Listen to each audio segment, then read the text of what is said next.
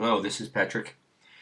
Uh, I can't wait for this election to be over because I have other topics I would wish to talk about, but this is a turning point. This is really important. And it's not so much the candidates as, the thousands of appointees they place into government. And it could help us navigate the difficult times coming up. Okay. Uh, the United States, I just doused it, is a 50% probability we will attack Russia before the election. The probability the Russians will attack America is 5%. The probability that Russia will retaliate for being attacked is 90%. They will attack us equally in equal force. Russia usually attacks with greater force, but in this case, they'll attack with equal force to not escalate the situation. When, if you know their history, I can just think of a couple ones. When the Greenpeace took over an oil rig, this was a few years ago. You remember Greenpeace took it over, and uh, that was actually a psyops operation against Russia. The Russians know that.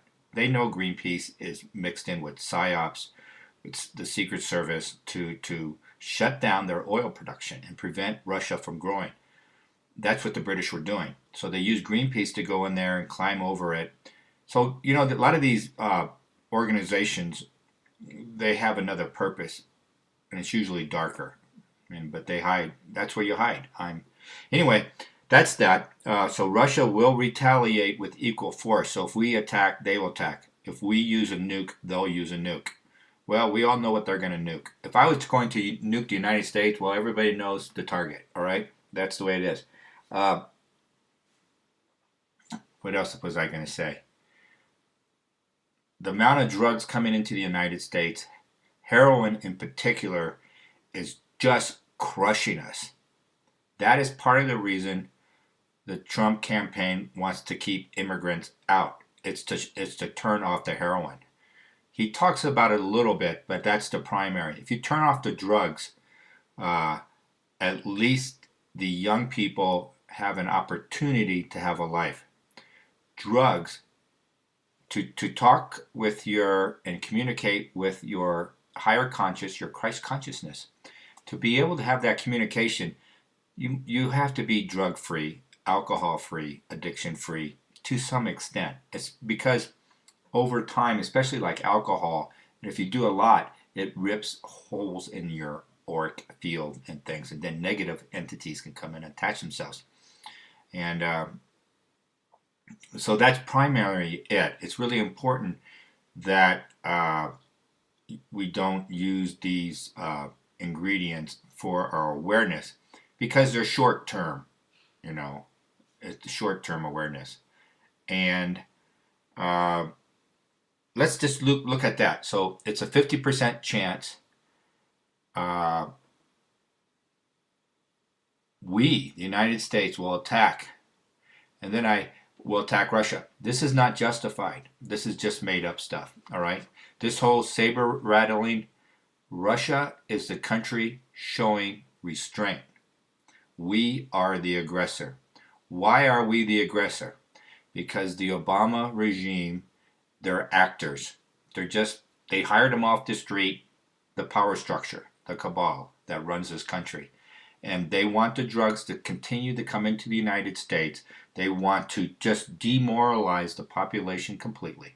That's one aspect. There's a full spectrum here. And to have a chance for people to wake up their awareness, we need to create an environment where it's positive. And heroin is not positive. Political correctness is not positive. All these things, pornography on TV at an early age for the kids, and screwing up the kids at a very early age, they don't have a chance to find out what their sexuality is.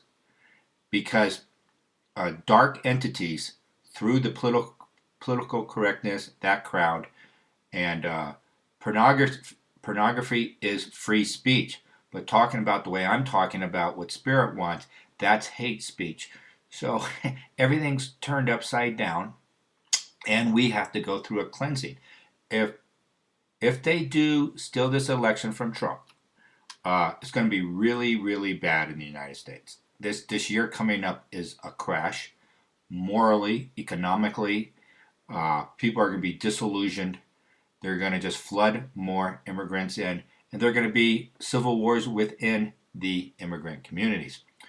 So it's going to be, I can't believe how bad it's going to be if Hillary wins. That's the only reason I'm really speaking about this, because we are at a critical point here.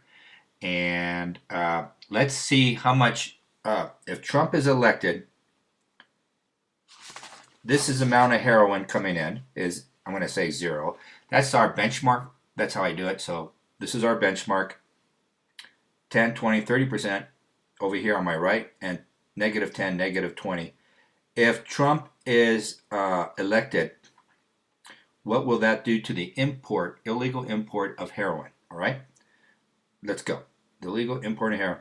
What would happen in the first 6 months? First 6 months, illegal heroin shipments will go down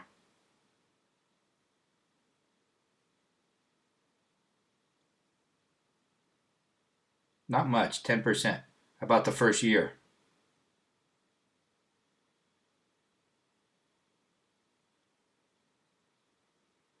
90%. Even greater than 90.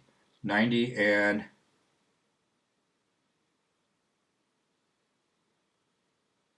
let's call it 92%.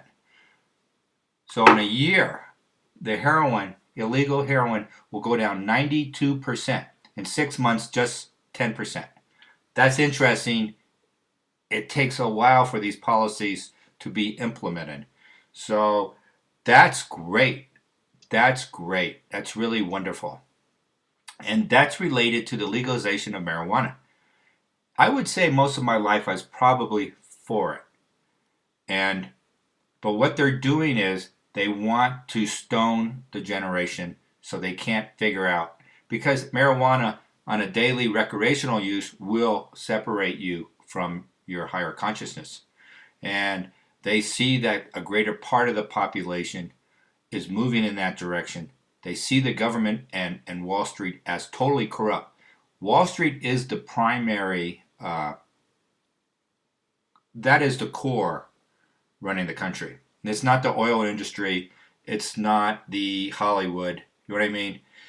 It's all being run from Manhattan. It is the financing. That's where the money is. That's where the creation of money is. And it's dark money. And this is where everything's being run. And the government is just a subchapter of that. So it's funny that the biggest opposition to the cabal in this nation is from within New York City. and I personally leaning towards it's really a civil war within the ruling class. And that's what Trump represents. Because when he gets there, he's a huge improvement. You know, this was a negotiated peace deal is what's going to go on. And he's going to be a huge improvement. But he's still going to give Wall Street what they want, what they consider important. From Wall Street's perspective, the two sides that are fighting each other there, one wants everything. One wants to totally annihilate and destroy the United States and the West. That's everything. The culture in particular, they want to destroy it. And they want the population to be docile, to be ruled. And the other one saying, well, it looks like we can lose. You know, the cabal could lose power. And they say, we fought too hard, so let's give the people something, and then we'll keep the real money, how we make money. And Trump is willing, he's willing to let them keep some money, how they make it. It's a lot of money. I don't know if that's good enough, but he's better than the opposition. Okay? And the war with Russia is very, very scary because Russia is nuclear armed, and if we use a nuke, they'll use a nuke. It's going to be tit for tat. That is not going to. I already know Russia. I don't have to douse it. Their philosophy is if you hit us once and kill one of our people, we'll kill 10 of yours. That's why Napoleon lost. Russia's willing to take casualties to win the war. All right? It's why Nazi Germany lost. The ability to take pain and suffering is built into the genetics.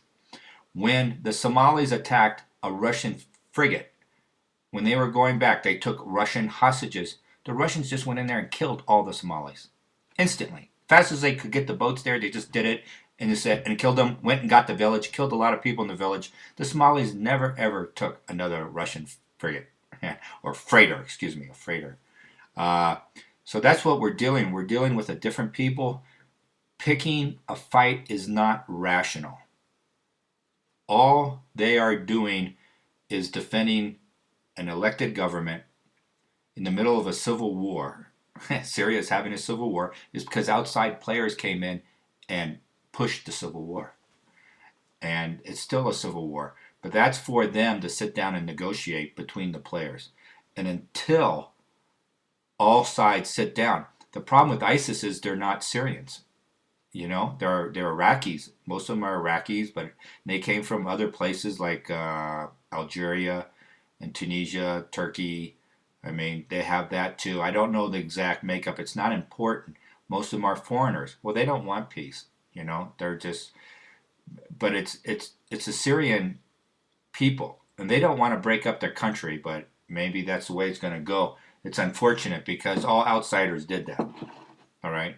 You know, so and Iraq is probably the same way. You know, they want to break that up into 3 or 4 pieces, but it's not ultimately it's not what the Iraqis want. But maybe that's the only thing we can do because there's too many outside players there. Okay, thank you, and I hope you enjoyed it. There's big concern here. 50% chance is way too high.